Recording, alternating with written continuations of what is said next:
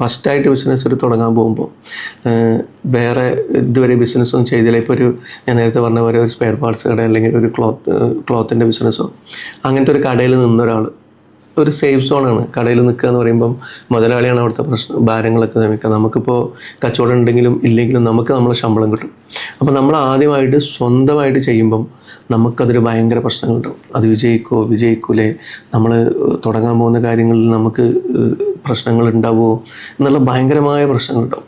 ഭയങ്കര ആങ്സൈറ്റി ഉണ്ടാവും, നമുക്ക് ഭയങ്കര മാനസിക പ്രശ്നങ്ങളുണ്ടാവും. അതേപോലെ തന്നെ നമ്മളിപ്പോൾ ജോലി ചെയ്തുകൊണ്ടിരിക്കുന്ന സ്ഥാപനം, അത് ചില മുതലാളിമാരിപ്പോൾ നമ്മൾ നല്ലൊരാളാണെങ്കിൽ നമ്മോട് പറയും നിങ്ങൾ ഏറ്റെടുത്തോ, അപ്പോൾ അത് ഏറ്റെടുത്ത് നടത്തിക്കോ എന്ന് പറയുമ്പം ഇപ്പോൾ നമ്മളടുത്തൊക്കെ വരുന്ന ചില ആളുകളുണ്ട്, അവർ വളരെ ടെൻസ്ഡായിരിക്കും. അതായത് ഞാൻ ഏറ്റെടുത്ത് നടത്തിയാൽ എങ്ങനെ ഇത് നടക്കുമോ, എനിക്കിത് മുന്നോട്ട് കൊണ്ടുപോകാൻ പറ്റുമോ, അങ്ങനെ ഭയങ്കര ആത്മവിശ്വാസക്കുറവുമായിരിക്കും.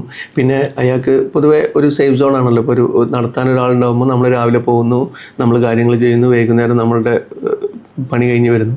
നേരെ മറിച്ച് ഒരു കട നമ്മളത് റൺ ചെയ്യാൻ തുടങ്ങിക്കഴിഞ്ഞാൽ അല്ലെങ്കിൽ നമ്മളതിൻ്റെ ഉത്തരവാദിത്തത്തിലേക്ക് എത്തിക്കഴിഞ്ഞാൽ നമുക്ക് അങ്ങനെ ആയിരിക്കില്ല. നമുക്ക് പറഞ്ഞ സമയത്ത് ഇപ്പോൾ നമ്മൾ കുറച്ചുകൂടി നേരത്തെ പോകേണ്ടി വരും, നമുക്ക് ആ പറഞ്ഞ സമയത്ത് ഇറങ്ങാൻ പറ്റില്ല, നമ്മളതിൻ്റെ എല്ലാ കാര്യങ്ങളും നോക്കേണ്ടി വരും. അതിൻ്റെ സാധനങ്ങൾ വരുന്നതും പർച്ചേസും ഒക്കെ നമ്മൾ നോക്കേണ്ടി വരും. നമുക്ക് കുറച്ചും കൂടി ഉത്തരവാദിത്തങ്ങളും നമുക്ക് ടെൻഷനും കൂടും. അപ്പോൾ അതൊക്കെ ഏറ്റെടുക്കാൻ പറ്റൂലേ എന്ന് ടെൻഷൻ അടിക്കുന്ന ആളുകളുണ്ട്. അതേപോലെ ഇനി അങ്ങനെയൊക്കെ കഴിവുകളുണ്ടെങ്കിലും ഇപ്പം മുമ്പ് അങ്ങനെയൊക്കെ നടത്തി ഞാൻ നേരത്തെ പറഞ്ഞ പോലെ പരാജയപ്പെട്ട ആളാണെങ്കിൽ അതിൻ്റെ ടെൻഷൻ. അപ്പോൾ അങ്ങനെ മാനസികമായിട്ട് ഭയങ്കരമായിട്ട് പ്രശ്നങ്ങൾ ഉണ്ടാകുന്ന ആളുകളുണ്ട്.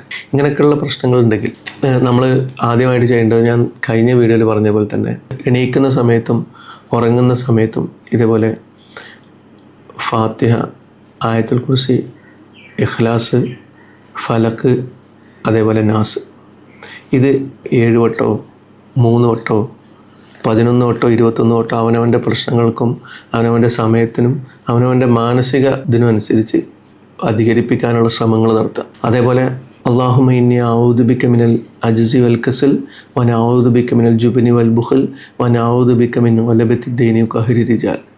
ഈ ദുആ